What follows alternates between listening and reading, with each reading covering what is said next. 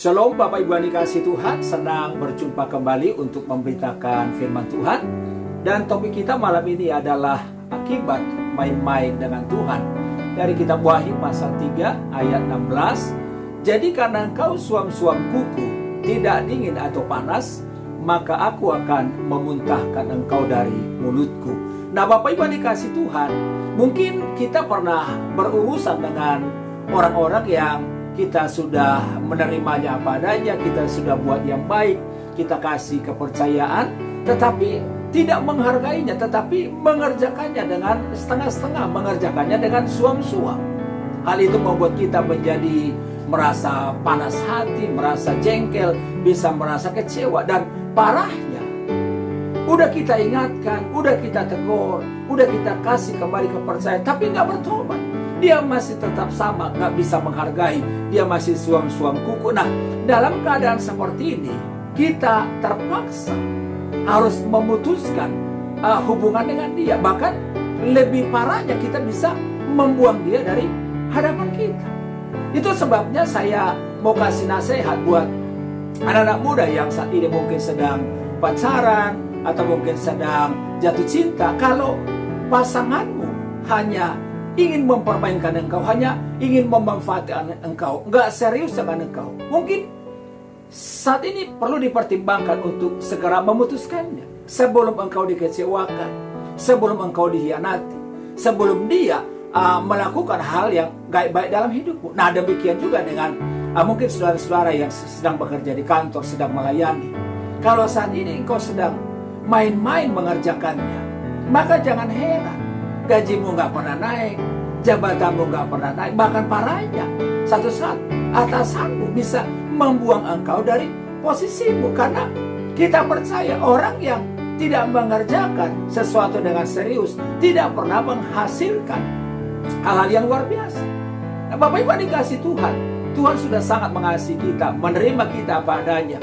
Yesus mati di kayu salib untuk menebus kita. Bahkan Tuhan mempercayakan banyak karunia, banyak talenta dalam hidup kita. Kalau kita jujur, sebetulnya hidup kita segala sesuatunya adalah anugerah. Cuma ada banyak orang gak sadar, ada banyak orang gak mengakuinya, sehingga dia memperlakukan apa yang Tuhan percayakan dengan gak serius, dia menyalahgunakannya. Tapi apapun yang kita kerjakan hari ini, kalau kita main-main dengan Tuhan, saya percaya satu saat kita akan ditolaknya, kita akan dibuangnya, bahkan kita akan dimuntahkan dari hadapannya. Itu sebabnya Bapak Ibu yang dikasihi Tuhan, kita harus serius dengan Tuhan, kita harus serius mendengarkan firman Tuhan yang kita dengar pada malam ini. Karena firman itu bukan dari manusia, tapi itu berasal dari Roh Kudus yang kita percaya pasti akan digenapi. Makanya kita bilang, barang siapa bertelinga, hendaklah ia mendengarkan apa yang dikatakan Roh kepada jemaat-jemaatnya. Satu saat kalau kita nggak serius dengan Tuhan, kita akan dibuangnya. Makanya jangan bangga dengan status kita yang mungkin saat ini sudah berkata, oh Yesus kan Tuhan dan Juru Selamat saya. Saya kan sudah status sebagai jemaat, bahkan saya kan sudah melayani di gereja. Bahkan kalaupun saudara punya karunia yang luar biasa, tapi kalau saudara nggak serius dengan Tuhan, jangan heran satu saat kita akan dibuangnya.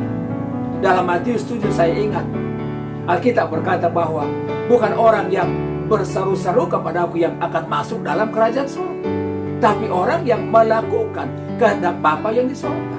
Satu saat di pengadilan akan banyak orang yang berkata, Yesus Tuhan, bukankah saya sudah berbuat demi namamu? Bukankah saya menyembuhkan orang demi namamu? Bukankah saya mengusir setan dengan namamu? Tapi Yesus dengan tegas berkata, enyahlah engkau pembuat kejahatan, aku tidak akan mengenal engkau. Karena itu, kalau kita nggak serius, kalau kita main-main, kita akan mengalami akibat yang sangat serius, yaitu dibuang, dimuntahkan Tuhan dari hadapannya. Siapa itu orang yang dimuntahkan Tuhan? Yang pertama, orang yang tidak berfungsi dan tidak berguna. Saudara, hidup kita bukanlah soal status kita, bukanlah soal jabatan kita. Hidup ini bukan soal seberapa banyak yang kita punya, tapi yang saya percaya, hidup ini apakah kita berguna di hadapan Tuhan, kita berguna bagi sesama dengan apa yang Tuhan percayakan dalam hidup kita. Nah saudara, di daerah Laodikia ada dua mata air yang mengalir. Yang pertama, air yang panas yang mengandung belerang, itu berguna untuk kesembuhan. Air yang kedua adalah air yang dingin lalu segar untuk diminum, ada gunanya. Nah, ada masanya air itu berjumpa sehingga menjadi suam-suam kuku, tidak ada lagi gunanya. Itu sebabnya orang Kristen bukan dilihat dari statusnya, tapi dilihat dari gunanya. Makanya Alkitab berkata, dari buahnya lah kamu mengenal mereka. Yesus berkata, kamu adalah terang dan garam dunia. Yang kedua, siapa orang yang dibuang, dimuntahkan dari hadapan Tuhan? Yang kedua adalah orang yang hidup hanya untuk memperkayakan diri.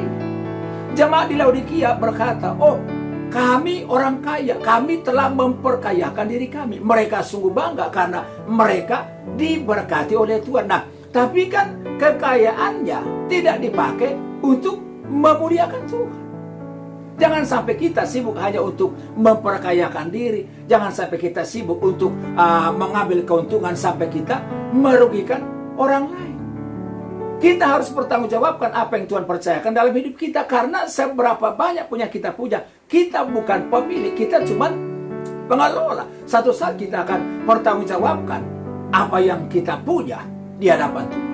Yang ketiga, siapa orang yang dimuntahkan oleh Tuhan? Yang ketiga adalah orang yang tidak berjuang untuk hidup dalam kekudusan dan kemurnian. Jemaat di Laodikia kaya secara jasmani, tetapi secara rohani mereka miskin. Mereka mesti bertobat di hadapan Tuhan. Makanya Alkitab bilang, belilah emas yang murni. Alkitab bilang, pakailah pakaian putih. Nah, artinya setelah kita percaya kepada Yesus, kita harus masuk kepada proses pemurnian. Kita harus berjalan dalam kesucian.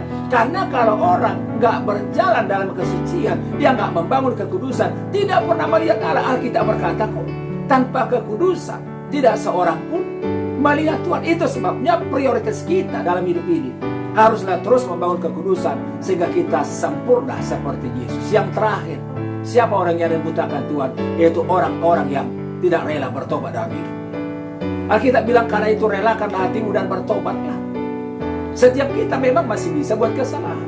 Masa lalu kita mungkin masa lalu yang penuh dengan noda. Nah, bayangkan Raja Daud, seorang yang muda, sudah mengenal Tuhan, tapi dia pun masih bisa buat dosa yang besar. Dia berzina, dia membunuh. Nah, tapi waktu dia ditegur, dia bertobat kepada Tuhan. Ujungnya, Alkitab bilang dia orang yang berkenan kepada Tuhan. Tuhan tidak melihat seberapa parah hidup kita. Yang Tuhan lihat adalah kita mau datang, menyesal kepada Tuhan, menyadari dosa kita, meninggalkannya, lalu bangkit kepada Tuhan. Dan kita terus berjuang untuk terus hidup dalam kesucian Tuhan. Doa saya, mari kita terus sungguh-sungguh sama Tuhan. Jangan main-main dengan Tuhan. Karena satu saat kita akan menyesal di dalam penghakiman Tuhan. Haleluya. Tuhan memberkati Bapak.